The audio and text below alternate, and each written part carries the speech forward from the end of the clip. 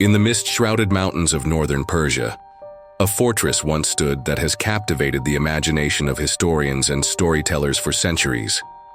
Alamut, the stronghold of the infamous assassins, was said to house gardens of such beauty and wonder that they could convince men they had glimpsed paradise itself. But were these gardens real, or merely a myth born of fear and propaganda?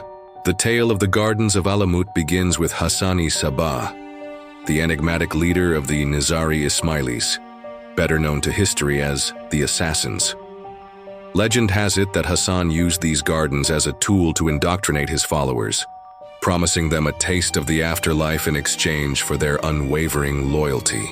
But as we delve deeper into the annals of history, we find that the truth may be far more complex and intriguing than the stories that have been passed down through the ages. For centuries, chroniclers and travelers spoke of lush, verdant gardens hidden within the fortress walls. They described fragrant flowers, crystal-clear streams, and fruit-laden trees that seemed to defy the harsh mountain climate. Some even claimed to have seen pavilions of gold and silver, where beautiful maidens awaited to serve the faithful. But were these accounts based on reality? Or were they the product of fevered imaginations and deliberate misinformation? The hashish myth, long associated with the assassins, has been largely debunked by modern scholars. The very name, assassin, is believed to have been derived from Hashshashin, meaning users of hashish. However, this appears to have been a smear campaign orchestrated by the assassins' enemies, designed to paint them as drug-addled fanatics, rather than the disciplined and devoted followers they truly were. So, if not a drug-induced paradise, what was the true purpose of these fabled gardens? Some historians argue that they were indeed used as a recruitment tool, but not in the way popular legend suggests.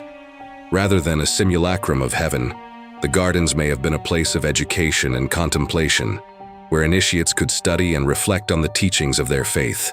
Others propose a more mundane explanation, that the gardens were simply a place of relaxation and respite for the fortress inhabitants, a green oasis amidst the stark mountain landscape. In a life of constant vigilance and danger, such a sanctuary would have been invaluable for maintaining morale and mental well-being. Yet the mystery deepens when we consider the accounts of those who claim to have witnessed strange rituals taking place within the garden walls.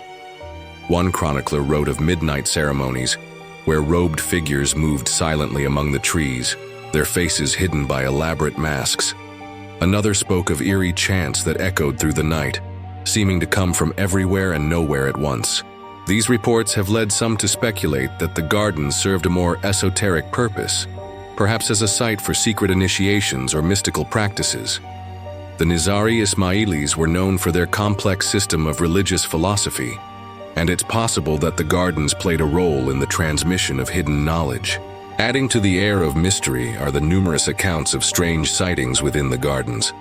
Visitors to Alamut spoke of glimpsing ethereal figures that vanished when approached, or hearing whispered conversations in languages they couldn't understand. One particularly chilling tale tells of a merchant who, having lost his way in the fortress, stumbled upon a secluded glade where he saw a group of people engaged in what appeared to be a bizarre ritual. As he watched, horrified, the participants began to transform, their bodies twisting and changing into inhuman shapes before his eyes. Such stories, while likely embellished or entirely fabricated, speak to the profound impact the Gardens of Alamut had on the medieval imagination. They became a canvas upon which fears, desires, and superstitions were projected, a liminal space where the boundaries between the earthly and the divine, the natural and the supernatural, seemed to blur. The true nature of the Gardens of Alamut may never be fully known.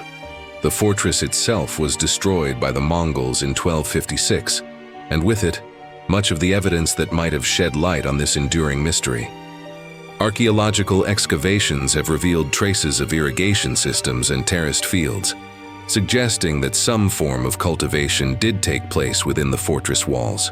However, the extent and nature of these gardens remain a subject of debate among historians. What we can say with certainty is that the legend of the Gardens of Alamut has far outlived the physical reality of the place itself. They have become a powerful symbol of the human capacity for both wonder and fear, a reminder of how easily fact and fiction can become intertwined in the telling of history. As we contemplate the Gardens of Alamut, we are left to wonder, were they a paradise on earth, a clever psychological tool, or something else entirely? Perhaps in the end, their true power lies not in what they were, but in what they represent. The eternal human quest for meaning, beauty, and transcendence in a world that often seems devoid of all three. The mists that once shrouded the fortress of Alamut have long since dissipated, but the mystery of its gardens continues to captivate us. In their shadowy depths, we catch glimpses of our own desires and fears, our longing for paradise and our fascination with the unknown. And so, the legend lives on, a testament to the enduring power of myth and the human imagination. As we close this exploration of the Gardens of Alamut, we are left with more questions than answers. But perhaps that is as it should be. For in the end, it is the mystery itself that draws us in, that keeps us searching for truth in the shadows of history. And who knows? Perhaps somewhere in some hidden corner of the world, a garden still exists that can make us believe, if only for a moment, that we have glimpsed paradise itself.